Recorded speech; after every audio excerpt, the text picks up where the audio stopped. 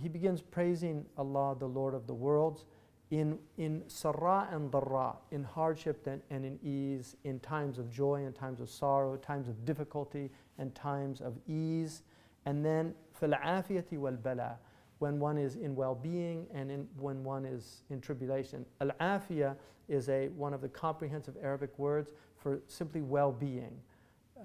When somebody has the afiyah, they're healthy, but it's also a psychological well-being, a spiritual well-being. It's a really beautiful word. Al-bala is the tribulation that Allah subhanahu wa ta'ala says in many verses in the Quran about bala, that the world is a tribulation, Allah will try us in the world. And the Prophet ﷺ said, أَشَدُّكُمْ بَلَاءً الْأَنْبِيَاء ثُمَّ الْأَمْثَلْ فَالْأَمْثَلْ, that the people that have the most tribulations in this world are the prophets and then those closest to them. And there's a hadith also, إِذَا أَحَبَّ اللَّهُ قَوْمًا ابْتَلَاهُمْ, if Allah loves people, He gives them a lot of tribulations. And part of the wisdom of that is that He makes the world uncomfortable for the people He loves, because the world is not their natural resting place. It's not a place where He wants them to feel comfortable. So Allah will throw difficulties into your life. In fact, Sa'id Nursi actually says that sometimes He'll give you physical tribulations just so that you're uncomfortable in order to want to get out of this world and meet your Lord and be with your Lord. So it says, فِعْلُ الْحَكِيمِ جَلَّ سُلْطَانُهُ لَا يَخْلُو عَنْ حِكْمَةٍ. The actions of the wise, Al-Hakim is one of the names of Allah, and it comes from حَكَمَ يَحْكُمُ, which is to judge a thing, and you need wisdom to judge.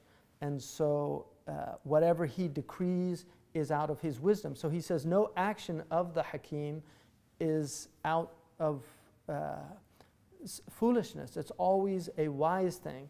And then لَعَلَّ اللَّهَ يُرِيدُ بِهِ الصَّلَاحِ, that God can do something that you think is not a good thing for you, but He's actually doing it to rectify you or to bring about some rectification. And then He quotes the Quran, وَعَسَى أَن تَكْرَهُ شَيْئًا وَهُوَ خَيْرٌ لَكُمْ وَعَسَى أَن تُحِبُّوا شَيْئًا وَهُوَ شَرٌ لَكُمْ وَاللَّهُ يَعْلَمُ وَأَنْتُمْ لَا تَعْلَمُونَ.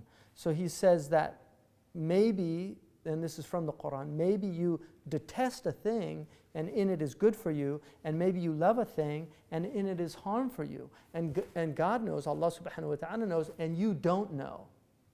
So that's the operative meaning to take from that, is that you have to trust in Allah subhanahu wa ta'ala that what's happening to you is happening for a wisdom, because He is Al-Hakim. So then He says, and this is the advice of Sayyid Ahmad Sirhindi, فَاصْبِرُوا عَلَى بَلَائِهِ وَارْضَوْا بِقَضَائِهِ. Be patient with the tribulations He gives you, but also be content with His decree. Be content with His decree, because the sakhat, being angry at the decree of Allah, is one of the deepest sicknesses of the heart. Subhanahu wa ta'ala. وَاثْبُتُوا عَلَى طَاعَاتِهِ وَاجْتَنِبُوا عَنْ مَعَاصِيهِ. And also be firmly resolute in your obediences to Allah subhanahu wa ta'ala, and avoid any disobediences. Subhanahu, inna lillahi wa inna ilayhi raji'un. This is what people who believe in Allah say when إِذَا أَصَابَتْهُمْ مُصِيبَةٌ. When they're afflicted by any calamity, they say, inna lillahi wa inna ilayhi raji'un. We belong to Allah and to Him we're returning. So these calamities are from Him to remind us and to bring us back to Him. قال الله تبارك وتعالى وما أصابكم من مصيبة فبما كسبت أيديكم ويعفو عن كثير. That no calamity afflicts you except it's from what your own hands have wrought. In other words, any tribulation that comes to us as a species and us as individuals, we actually deserve it. ويعفو عن كثير. And He forgives much. He forgives much that He's doing. And so that's another really important thing to remember, is that everything that afflicts us comes from our own selves, and yet He forgives many, many things. So this is one of the foundational metaphysical principles that the Quran has, and it's very important for Muslims to remember that, because a lot of Muslims now tend to want to blame things outside of themselves and always look that it's somewhere else. If you read the Quran, what you'll find is that the the person that blames in the Quran is Iblis. And the person that takes responsibility is Adam alayhi salam. And this is why Adam was given the khilafah, the caliphate, over Iblis. Because Iblis blames, he even blames Allah subhanahu wa ta'ala, bima aghwaytani la aghwiyannahum ajma'in. Because you led me astray. This is what Iblis says to God. Because you led me astray, I'm going to lead all of them astray. This is a sickness, it's a disease of blaming the other for what happens. This doesn't mean that there is not wrongs and rights in the world. And a lot of people confuse this, because you can look at things at the political level, and then you can look at them at the metaphysical level. If you look at them at the political level, you have to deal with them as political problems. So there are oppressors and there are oppressed. There's right and there's wrong. But if you look at things at the deeper level, which is the metaphysical level, it enables you then to grapple with right and wrong in a way that doesn't destroy your heart. But if you forget that balance, it's having bifocular vision. It's having, when you have glasses, some people need bifocals, so you can see far and then you can see close. The political is looking close, but the metaphysical is looking far. And so this is not denying that there are egregious wrongs being done by some people against others. But spiritually, how do we understand those wrongs? That's the metaphysical question, and that's really what he's addressing here at the level. And this was the level that the Muslims were operating on in the past. And it's something that we've lost because we've become a political community instead of a metaphysical community. And by metaphysics here, I'm really talking about the spiritual and the deep understanding of the reason for existence, the reason for tribulation. These are the things, the Quran in essence is explaining these things, and it takes a great deal of effort to really understand them at a deep level. So he says that no calamity comes except it's what your own hands have wrought. And this is also reiterated in several verses in the Quran. In Surah Al-Rum, Allah subhanahu wa ta'ala says that ظهر الفساد في البر والبحر بما كسبت أيدي الناس. That corruption or pollution, fasad has a lot of meanings in Arabic, has manifested on the land and in the sea because of what humanity's own hands have earned, because of what they were doing. So this fasad that appears in the world is from what people were doing.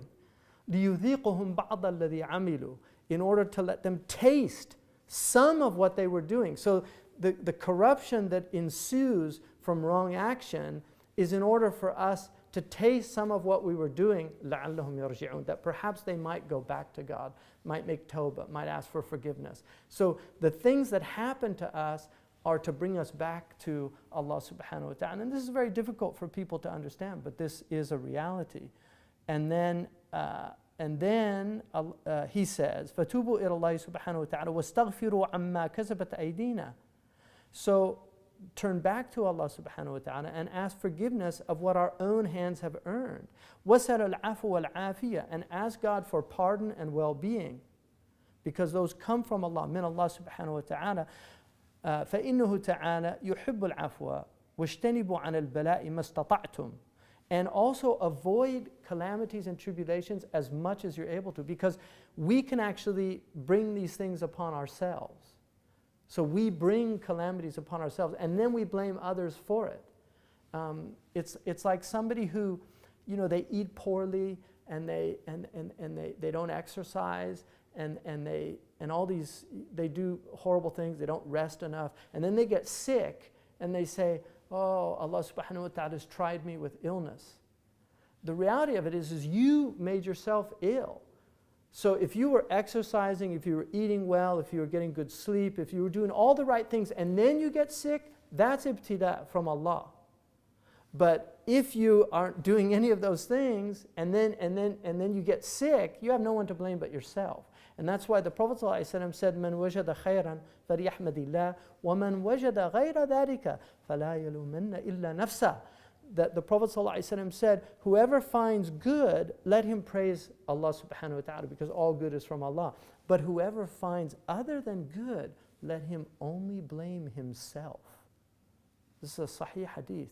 So then he says, don't take on tribulation more than you can bear. فَإِنَّ الْفِرَارَ مِمَّا لَا يُطَاقُ من سنن المرسلين عليهم الصلوات والتسليمات. Because fleeing from what one is unable to bear is from the sunan of the messengers, is from the way of the prophets and the messengers. In other words, the Prophet ﷺ, he made hijrah because it was becoming impossible for them to live in Mecca because of the tribulations that were there. The Prophet ﷺ left, I mean, he was told by Allah subhanahu wa ta'ala to make hijrah to Medina, but this is a teaching for us. وَلَقَدْ كَانَ لَكُمْ فِي رَسُولِ اللَّهِ إِسْوَةٌ حَسَنَةٌ. You have in the Messenger of Allah the best example. So this is a teaching for us to understand that the Prophet ﷺ, he fled tribulations that he couldn't bear, and he taught people to do this. And this is why when some of his soldiers fled a situation where they were overwhelmed, the odds were against them, some of the Sahaba, when they got back to Medina, they blamed them and said, oh, you fled the battlefield. He said, no, what they did was, that was the right thing to do. He said they weren't farin, they were karin. They were people going to fight another day. And so that's important for people not to take on tribulations that they can't bear, and to flee from situations that will overwhelm them and test them. And a lot of our young people need to learn this. The Prophet ﷺ said, "Al-mu'minu la yudhillu nafsahu." The believer will never humiliate himself. And Sidi Ahmad Zarruq and others have said that it's when you actually go up against odds that are overwhelmingly against you. And for instance, if you go into a combative situation where the odds are overwhelmingly against you, and then you're humiliated by it. The people that you have, there's a story about a man, he used to be able to crack a whip, and he was on a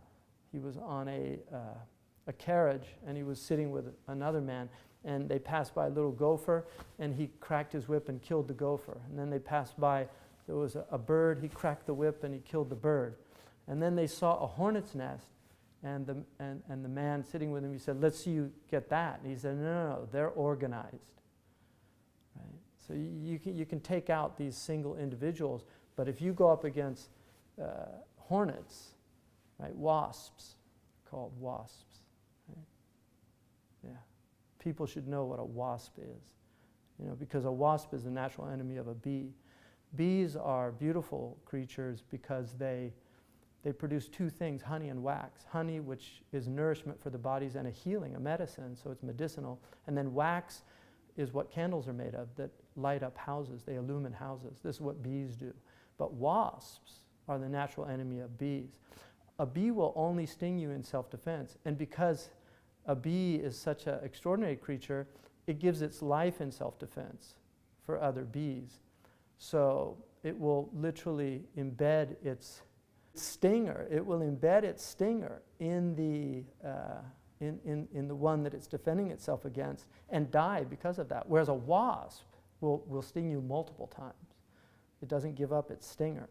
So that's something to think about for Muslims, that Muslims are intelligent people historically. It doesn't mean they're always intelligent, but a Muslim by definition should be aqil. أَفَلَا تَعْقِلُونَ. Don't you use your intellects.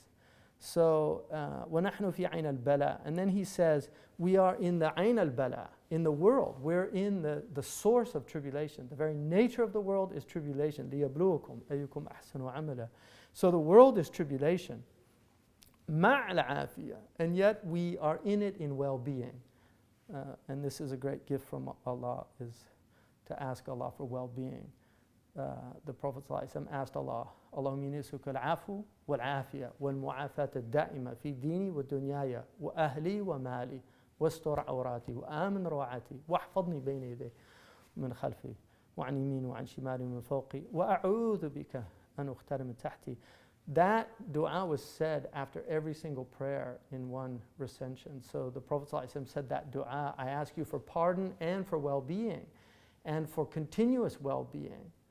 and for protection, to protect me in front of me, behind me, on the left of me, to the right of me, protect me from being assassinated or killed from underneath me, like mines and these horrible things.